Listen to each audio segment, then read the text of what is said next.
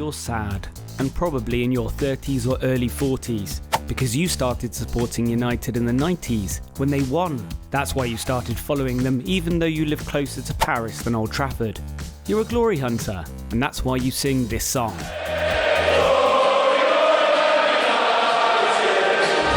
Unfortunately, the only glory you're seeing at the moment is the hole in the toilets underneath the Stretford end. That's at your ground, by the way. You like to sing your special, unique song, even though this other club likes to sing it too.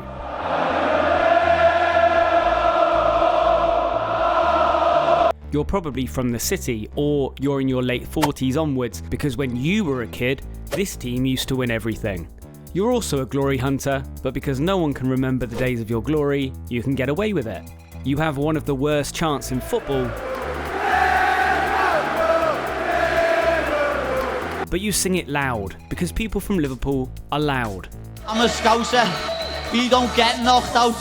And if you're not from Liverpool, then you pretend to be so that you can argue with Man United fans who live in the same city as you. You're angry. You have every right to be. You've gone from invincibles to impotent, and your manager doesn't know what a striker is. You might be like Piers Morgan and criticise players from your ivory tower for earning too much. I said it would have been a complete disaster. I said it hasn't managed a paper bag. He might turn out to be a great coach. Just wait and see. You hate Spurs, even though you pretend to not care about them. We gotta get up. The game's on.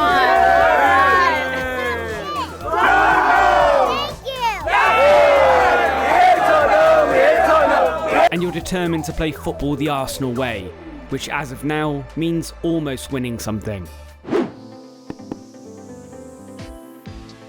You're Spursy. You dream about almost winning something. If you fell into a swimming pool full of fleshlights, you'd end up getting intimate with a filter. Always the bridesmaid and never the bride isn't the right phrase for you because you wouldn't get invited to the wedding. You cling on to playing an entertaining brand of football, which is mainly entertaining for fans of other clubs. You love the phrase "to dare is to do" because it sums up the audacity of having one of the best strikers in the world for over 10 years and not winning anything. You're annoying. Either you're a loyal diehard, enjoying the benefit of oil money, or you're a fickle half-and-half scarf-wearing bandwagon enthusiast. Most likely, you're probably not allowed to drink in pubs, having started supporting the club when they weren't playing Stockport on a Wednesday night. You're a proud Mancunian. You listen to Oasis, and the thing you like to eat most is Pep Guardiola. You think UEFA is the Illuminati, and your head is as empty as your stadium. You're a banker. You are Tim Nice but dim, so most people like you. It helps that you're harmless and unthreatening. People visit you for a nice day out rather than to actually see you, and you're the little posh cousin that the rest of the family mooches off while also busy actually winning things. You often get forgotten about because there's nothing worth remembering about you, so let's move on. You're insane. You think wearing clothes makes you weak and are probably drunk on ale. You're likely hard-working because that trophy cabinet isn't going to de-dust itself. You're fun on a night out because you're down to earth and easy to chat to, just not so easy to listen to. How are you, man? Let's go and do the tune. Your stadium should be named Marilyn Monroe because it's had plenty of legends inside of it, and the end product is often a little depressing. You're currently on the edge of a bridge. You also value entertaining football, but you value your mental health, so probably took a much needed holiday from looking at any kind of field. You like playing a certain brand of football, losing, but you're at least probably local to St Mary's. Hopefully not too local to the area, because if there's one thing worse than watching Southampton, it's living there. You're old. You're a little downtrodden, but it's not your fault. You're from Birmingham. You've got big club energy, even if you've not got the credentials to back it up. You get all starry-eyed whenever the Falklands War is mentioned, because it reminds you of 1982. Then again, so does the area you live in. You either hate or love Jack Grealish, depending on what day of the week it is, but you'd definitely bust a nut if you came anywhere near Villa Park again. You're either posh or as sketchy as your previous owner's human rights record. But either way, you're probably white. History is not your strongest subject, at least before 2003.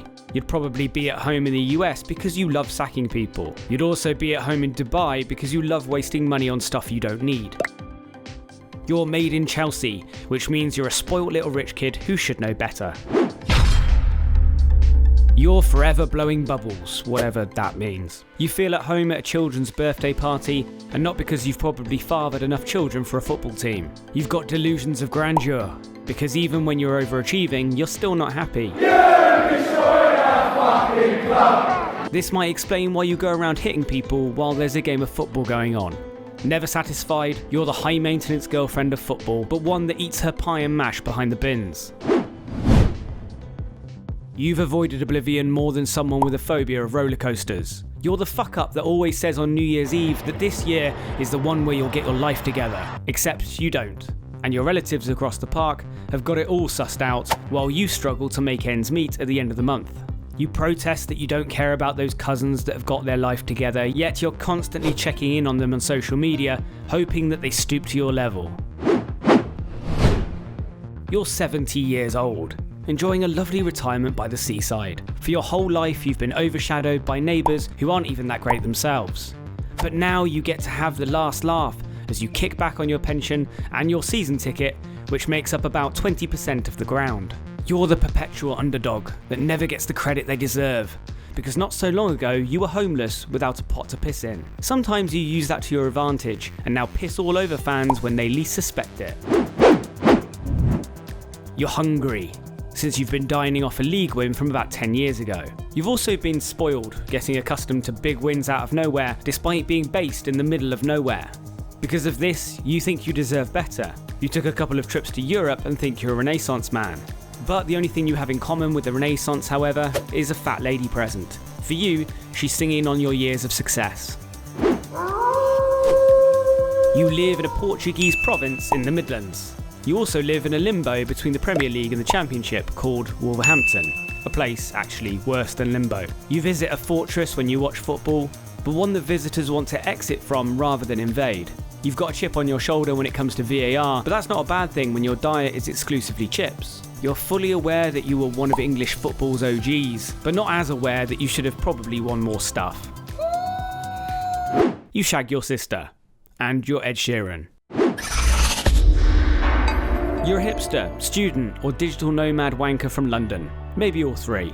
You prefer your pies to be made of sourdough and spend more time analysing XG than actually watching the game. You've not achieved anything apart from a healthy profit convincing bigger clubs that your players are worth over the odds than they are. You're the weird vegan friend of a friend that also won't eat gluten in a pizza restaurant, and you're so desperate for people to notice you that you'll trick Crystal Palace into giving a shit you exist, even though you're farther away from them than a decent stadium. You're a proper Londoner.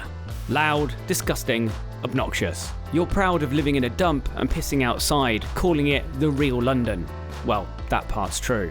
The little annoying kid with a Napoleon complex who grew up with bigger, more talented brothers around him. Like a die at Millwall, you might not kick someone's head in, but you'll be cheering on the bloke that does. You're a middle-class Londoner, less likely to eat chips and more likely to justify spending a tenner on craft beer using a data-driven approach. Either that or you yearn for the days when you could drink a pint on each corner of Griffin Park whilst watching shit football. You're a fossil, stuck in the past. You have a shrine to Brian Clough at the end of your garden, which is just a load of empty whiskey bottles. You're some of the few fans that think English football's influence on Europe in the 70s and 80s was a good thing, and ignore the advice that it's a period worth putting in the past.